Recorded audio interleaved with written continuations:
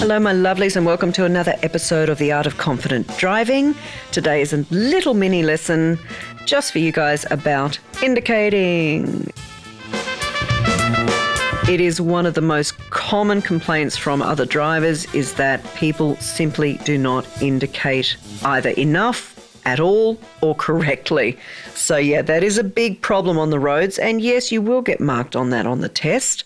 So if you're not indicating with enough notice, if you're indicating late, if you leave it on for a long length of time. So we would like you to cancel the indicator at some stage. All right, so let's have a talk about when you're meant to be indicating. You are meant to give people enough notice so that they can action if they need to. So in other words, if I'm turning left and I only indicate 10 metres before the corner, have I notified the guy behind me that I'm doing that? Have I given him enough notice? Not really. So this is the point. We are meant to be notifying other road users of what we are doing. That's why we indicate. We know what we're doing. We don't need to indicate for us. We indicate for other people, don't we? So what we need to do is get into the habit of indicating that little bit earlier than what we think. Now, most of the time, legal limits are somewhere around the 30-metre mark. Please do check your state or territory. It might be slightly different. However, I personally recommend 5 seconds notice for everything. Okay? So whether you are leaving the curb, it is actually in our road rules, 5 seconds notice. Didn't know that, did you? Hey? Yeah, I know. Most of us don't. This is why we should look up our road rules. So yeah, 5 seconds notice is required to leave the curb. We should also notify people 5 seconds notice if we are turning, if we are lane changing, if we are pulling into the curb, if we are merging. 5 seconds notice. So that's usually 5 ticks of your indicator. Now, I'm not going to talk about roundabouts as in how to give way or any of those other things. All I'm going to talk about at the moment is indicating at a roundabout. The amount of people who think if you are going straight that you indicate right and then left, sorry guys, that is totally incorrect. So what I recommend, if you are turning left, left indicator. If you are turning right, right indicator. If you are not certain if you are going straight, because a lot of people, when they look at the roundabout, they're like, oh, is that a straight ahead or is it a left or a right? What I want you to do as you're approaching the roundabout, so a good 60 metres back, I'd like you to look at the road you want to enter, okay? The road on the other side of the roundabout, and mentally take out that roundabout. Just wipe it out of existence in your brain and go, is that a straight ahead road? Well, if that's a straight ahead road, why would we indicate to the right to enter it? We wouldn't, would we? Of course not. We're confusing people. So this is why indicating in the correct place is important.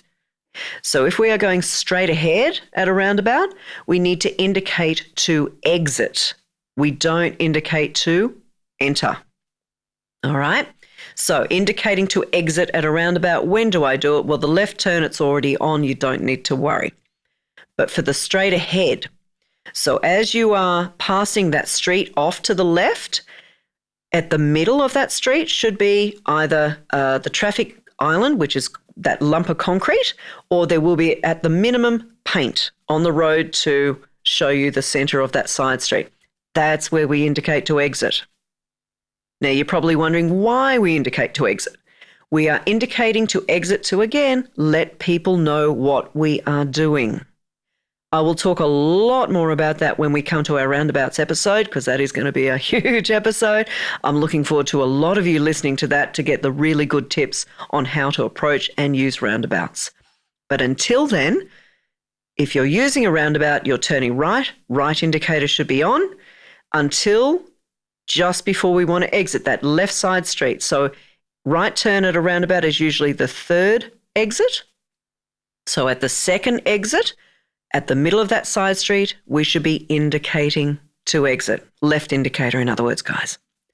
So go practice that. It will take a little bit of practice, especially for the straight aheads, because we're busy steering left, right, and left as we're going through that roundabout. So there will be a moment, just a brief moment, where you will need to take your right hand off if most of us have that right indicator on the steering wheel arm. If your indicator is on the left-hand side of your steering arm, it makes it a little bit easier because most of us are, of course, right-handed. So just have a practice, take your time. If you miss it a few times, that's okay. Just practice it again. You'll get it right in the end. Okay? Get on out there. Please indicate for everybody. Okay? And if you're not certain, most of your state or territory departments of transport will have a video up there for you. I might even pop it on my website so you can follow the link and see their video. Otherwise, please just follow the road rules. All right, get on out there, practice, be confident, and I'll see you next time.